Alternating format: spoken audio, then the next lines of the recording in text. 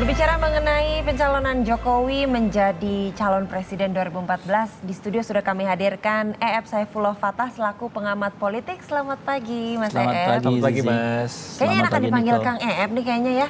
Masih muda. Apa saja? Apa saja? Kang Ya. mau tanya nih kan sekarang baru diumumkan Jokowi jadi Calon capres presiden. gitu. Kira-kira partai-partai lain ini akan belingsatan nggak sih, akan berubah strateginya, peta politiknya akan seperti apa, Kang? Ya. Pencalonan Jokowi sebagai presiden oleh PD Perjuangan sebetulnya kan kabar lama yang baru.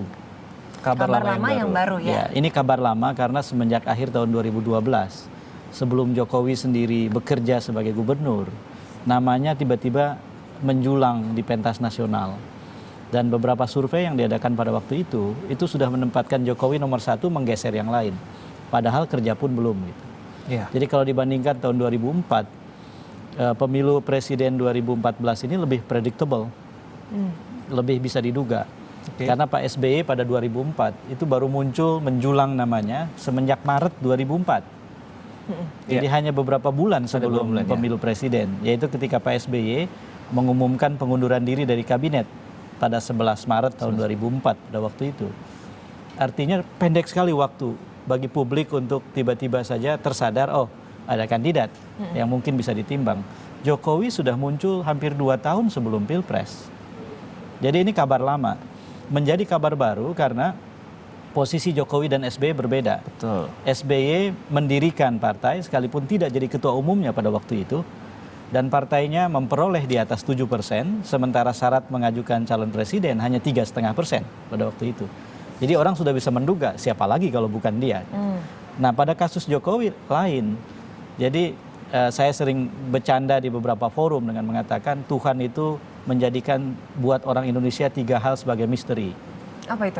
Jodoh kita, yang kedua kematian kita, yang ketiga keputusan Mbak Megawati tentang calon presiden. Termasuk juga ya, menarik sekali.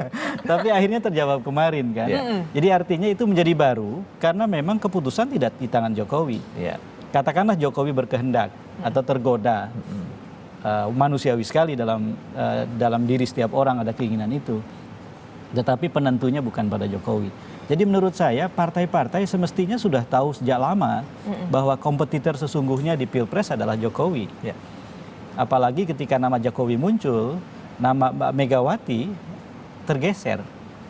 Bahkan survei yang kami adakan di Provinsi Bali, yang Polmark Indonesia adakan di Pulau Bali, di Provinsi Bali, Megawati nomor 2 jauh di bawah Jokowi. Padahal itu kan rumahnya Megawati. Betul. Gitu. Jadi semestinya dari sejak awal partai-partai sudah bersiap.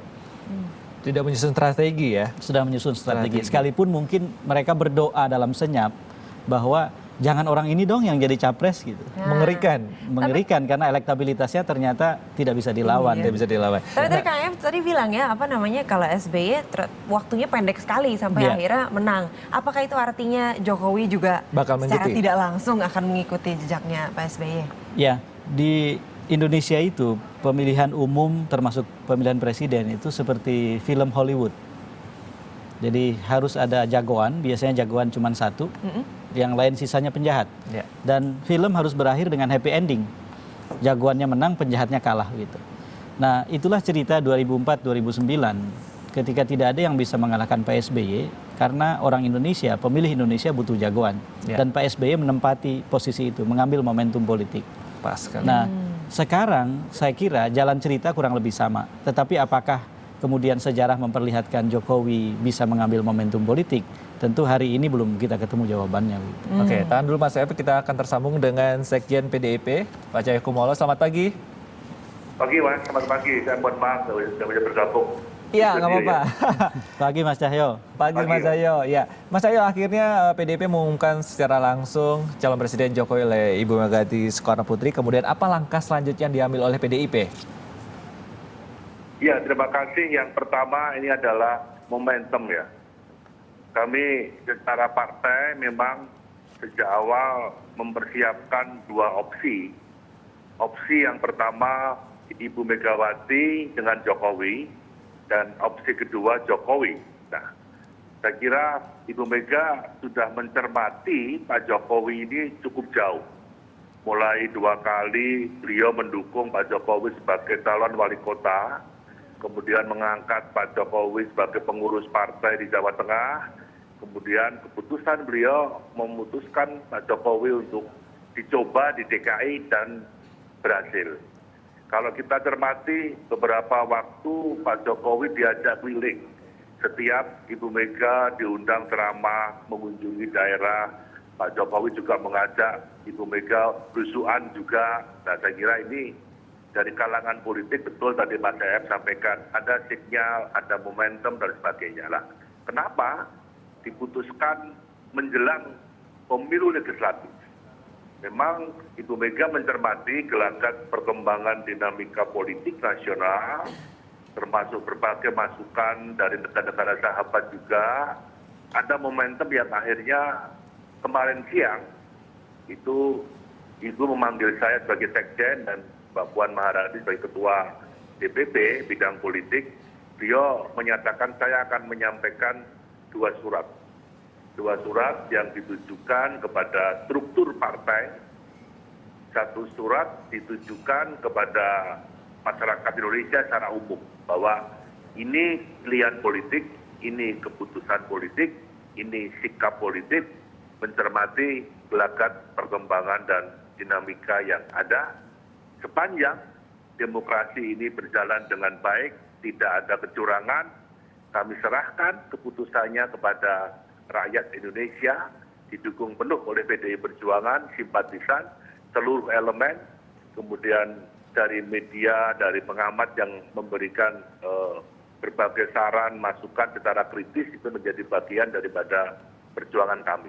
Makanya kemarin diambil keputusan dari Jumat, setelah diajak ziarah ke makam Bung Karno di Blitar, betul. kemudian semalam sebelum Ibu menulis, memang istilah Jawanya itu menanting lah Pak Jokowi bahwa partai memberikan mandat, saya diberi mandat amanat oleh partai untuk memutuskan momentum yang tepat dan siapa capres. Syaratnya 3. 1, jaga NKRI, jaga Pancasila 1 Juni, jaga kemajemukan Indonesia, dan jaga Undang-Undang Dasar 45. Itu yang pertama. Yang kedua, setiap keputusan politik pembangunan yang akan dibuat oleh Pak Jokowi dan tim harus mendengarkan aspirasi masyarakat secara luas. Membangun Indonesia agar bisa berdaulat di bidang politik, membangun Indonesia agar bisa berdikari di bidang ekonomi, dan membangun Indonesia sebagai negara merdeka yang berkepribadian Indonesia. Yang terakhir meminta pada Jokowi istilahnya untuk mewakafkan kehidupannya total untuk meningkatkan kesejahteraan rakyat. Itu pesan 3 poin disampaikan pada Pak Jokowi, dan Pak Jokowi siap untuk melaksanakan amanat yang disampaikan oleh Ibu Megawati Soekarno Putri. Saya kira itu intinya pada prosesnya. Baik, Mas Cahyo sendiri bagaimana tentang kampanye dari PDIP khususnya Pak Jokowi besok ini di Jakarta? Ya, saya kira Pak Jokowi besok akan membuka kampanye perdana di Jakarta. Ibu Mega akan membuka kampanye perdana di Jawa Timur. Iya. Saya besok di Jakarta dan di Jawa Tengah. Mbak Puan mungkin di Sulawesi Selatan, di Sumatera Selatan dan di Sumatera Utara. Memang Pak Jokowi tidak bisa keliling Indonesia karena beliau hanya akan kita jadwalkan kampanye di hari Sabtu libur, Minggu. Sabtu dan Minggu saja, karena tugas utama beliau kan tugas di Jakarta. Iya. Sampai keputusan final nanti pada deklarasi Capres dan Cawapres pada bulan Juli yang akan datang. Ya, terkait posisi Jokowi sekarang masih Gubernur DKI Jakarta, kapan rencananya Gubernur DKI Jakarta ini akan berhenti? Ya, saya kira beliau akan berhenti pada saat nanti kalau masyarakat Indonesia dan Tuhan memberikan izin beliau sebagai Presiden Indonesia terpilih. Saya kira itu. Oke, Intinya kemudian pada saat itu. wakil pendamping, wakil gubernur siapa kira-kira yang akan dicalonkan? Itu nanti. Karena kalau undang-undang yang ada kan, kalau nanti Pak Jokowi menduduki posisi presiden, pasti wakil gubernur Pak Ahok akan menjadi gubernur. Betul. Dan nanti DPRD akan memilih salah satu calon yang akan kami usulkan untuk mendampingi Pak Ahok. Itu aja, saya kira itu mekanisme yang wajar, yang lazim, sesuai aturan undang-undang yang ada. Itu aja. Mungkin ada beberapa nama yang sudah disiapkan pengganti wakil gubernur nanti? Saya kira belum. Belum ya? Tentunya kita sedang inventarisasi apakah kader dari internal partai di Jakarta ataukah memungkinkan kita mengambilkan kader lain yang saya kira yang penting bisa bekerja sama dengan Pak Ahok, bisa memahami mengenai visi misi reform yang sudah dipersiapkan Pak Jokowi 1,5 tahun ini secara bertahap membangun Jakarta agar bebas kemacetan, bebas banjir, membangun Jakarta lebih berbudaya, lebih manusiawi. Saya kira dengan Pak Jokowi nanti dipercaya sebagai presiden, saya kira akan mempercepat proses peningkatan kualitas pembangunan yang ada di Jakarta dan di semua negara-negara lain yang pasti akan mendukung secara penuh, baik menyangkut investasi, menyangkut peningkatan kualitas pembangunan infrastruktur dan lain sebagainya. Tapi apapun secara kritis, Pak EF dan semua pengamat, intelektual, teman-teman pers, mohon untuk bisa terus memberikan sikap-sikap saran secara kritis untuk bisa bagaimana Pak Jokowi ini bisa mempercepat proses pembangunan untuk mewujudkan kesejahteraan rakyat di Indonesia. Saya kira itu pendapat kami. Oke Mas Cahyo, ini kalau ngomongin Jokowi terus saya penasaran jadinya kira-kira pendampingnya siapa nih Mas? Ya, kita perlu kesabaran revolusioner lah, istilahnya begitu. Kita terus memantau, terus menginventarisasi. Saya yakin Ibu Mega dan Pak Jokowi akan berbisik-bisik menganalisa siapa yang tepat sebagai pendamping Pak Jokowi. Bisa dari internal partai, bisa dari eksternal partai lain, tokoh masyarakat, mungkin dari kalangan wartawan, mungkin dari kalangan pengamat. Memang kami tidak ingin ada dikotomi ya antara sipil militer, tua muda, yang penting bisa bekerja sama untuk meningkatkan kesejahteraan. Karena pegangan Pak Jokowi satu, bahwa Bung Karno memerdekakan Indonesia sebagai proklamator, kemerdekaan adalah jembatan emas untuk mewujudkan kesejahteraan rakyat Indonesia. Saya kira itu yang menjadi titik kunci kenapa Pak Jokowi siap, dia dapat amanat, mudah-mudahan akan mengemban amanah dari seluruh masyarakat Indonesia. Itu aja. Oke Mas, berarti belum ada nama ya sampai hari ini Belum, ya? tidak sampai, Belum. Mas. Oke. Sampai bulan Juli nanti. Baik. Ya, baik. Terima Terima kasih, kasih Mas banyak Cahyo. Terima kasih Mas. Kita kembali ke Kang EF nih. Ya. Kang, terus selanjutnya katanya kalau misalnya Jokowi ini dinilai mampu mendongkrak suara PDIP sendiri di pemilu legislatif. Kalau analisa Anda bagaimana? Ya, ada dua data yang bisa digunakan untuk menjawab pertanyaan Zizi tadi. Yang pertama adalah ada survei yang dilakukan oleh banyak lembaga tentang elektabilitas PDI Perjuangan di dalam Pileg dan elektabilitas para kandidat atau bakal kandidat di dalam Pilpres. Dan kita bisa melihat pergerakan elektabilitas itu. Nah, pergerakan PDI Perjuangan sebagai partai memang positif dari sisi partai itu, dari sisi PDI Perjuangan karena bergerak naik. Tetapi satu hal harus dicatat bahwa pergerakan naiknya elektabilitas PDI Perjuangan itu tidak setajam pergerakan naik elektabilitas Pak Jokowi. Jadi misalnya ada satu survei. Tidak berimbang berarti ya? Bukan tidak berimbang, dua-duanya naik, grafiknya naik, tapi kenaikan Pak Jokowi itu jauh lebih dramatis. Artinya kantong-kantong calon pemilih Pak Jokowi tersebar lebih banyak dan dalam jumlah yang lebih banyak daripada pemilih partainya. Nomor satu itu. Kemudian yang kedua, ada juga pernah yang melakukan semacam simulasi dengan membuat pertanyaan di dalam survei, jika Jokowi tidak dicalonkan sebagai kandidat oleh partai, dan jika Jokowi dicalonkan oleh partai sebagai kandidat bedanya pada saat Pileg, ternyata signifikan bedanya. Jadi dari 20-an persen menjadi mendekati 40%. Menurut saya ini indikasi yang sudah memadai untuk mengatakan bahwa memang ada variabel Jokowi yang punya peranan sangat penting. Dan sebetulnya ini bukan cerita baru tentang pemilihan umum di Indonesia. Dalam 3 pemilu terakhir atau katakanlah 2 pemilu terakhir karena ada pemilu presidennya, banyak sekali orang datang ke TPS pada saat pemilihan legislatif sambil bukan membayangkan caleg yang akan mewakilinya, tapi sambil membayangkan wajah calon presiden yang hendak dia dukung. Itulah yang terjadi. Karena itu kemudian Partai Demokrat terdongkrak naik di tahun 2004 dan Partai Demokrat melesat lebih naik lagi di tahun 2009. Dikarenakan di kepala banyak orang yang ada ternyata bukan para caleg atau wajah para calon anggota DPR dan DPRD, tetapi wajah Pak SBY. Betul. Sehingga saya sering bilang bahwa ada 3 faktor yang membuat Demokrat begitu berhasil di 2004 dan 2009. Faktor Susilo, faktor Bambang, dan faktor Yudhoyono. Jadi itulah 3 faktornya. 3 faktor itu. Nah, menurut saya 2 faktor yang penting buat PDIP sekarang juga akan berperan, yaitu faktor Joko dan Widodo. Joko dan Widodo. Nah, faktor Joko Widodo ini penting karena ternyata begitulah psikologi pemilih di Indonesia masih. Tentu saja ini berita baik dan berita buruk. Berita baiknya adalah menimbang tokoh. Itu adalah satu hal yang tidak terhindarkan dalam pemilu. Karena tokoh itu sesuatu yang tidak abstrak. Dia punya rekam jejak, kita tahu seperti apa sejarah hidupnya, seperti apa dia sudah atau belum membuktikan dirinya sebagai pemimpin yang punya kompetensi, yang punya kemampuan, dan seterusnya. Jadi karena itu ketika orang menimbang tokoh, menimbang caleg, menimbang calon presiden, saya kira itu berita baik. Karena artinya orang berhadapan dengan benda yang tidak abstrak. Kemudian resiko dari PDIP sendiri bagaimana? Padahal pengumuman sendiri kan belum pemilu legislatif. Ya, menurut saya resiko jauh lebih sedikit daripada keuntungan.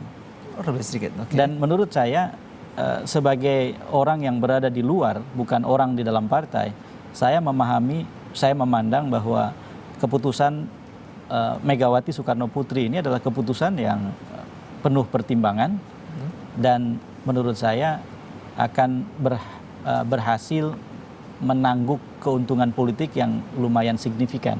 Baik untuk Ibu Mega sendiri, untuk PD Perjuangan, partai yang dipimpinnya, bahkan partai yang dilahirkannya, kalau kita ingat sejarah PD Perjuangan, dan tentu saja juga untuk banyak sekali pihak di sekitar mereka. Iya. Kang Ep, ini satu pertanyaan terakhir nih. Kan kayaknya kalau kita nonton di media massa gitu, sepertinya semua hal positif mengenai Jokowi. Sebetulnya kalau menurut Kang Ep sendiri, Jokowi itu kelemahannya apa sih, Kang? Betul. Ya, menurut saya kelebihan Jokowi itu bisa menjadi potensi kelemahannya.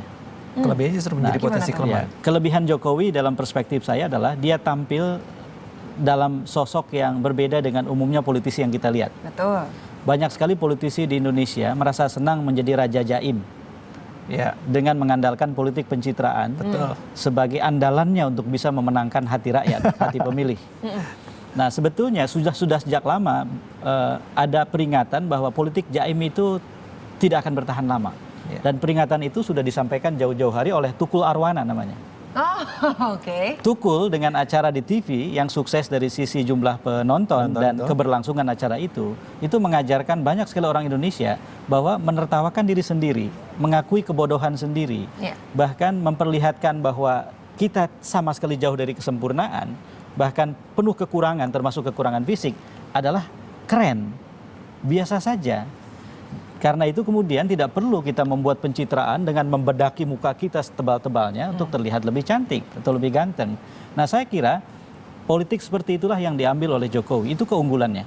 Jadi Jokowi itu tampil seperti orang biasa. Apa adanya ya? Persis seperti tetangga rumah kita. Yang bisa terlihat melongo, biasa saja, kurang pandai ekspresinya dan seterusnya. Jadi lemahnya di mana, Kang? Lemahnya adalah kalau kemudian ternyata terbukti bahwa semua itu adalah pencitraan. Oke. Kalau ternyata apa yang ditampilkan Jokowi sekarang adalah cara Jokowi untuk mengambil pilihan hati orang dengan melihat momentum politik yang berkembang.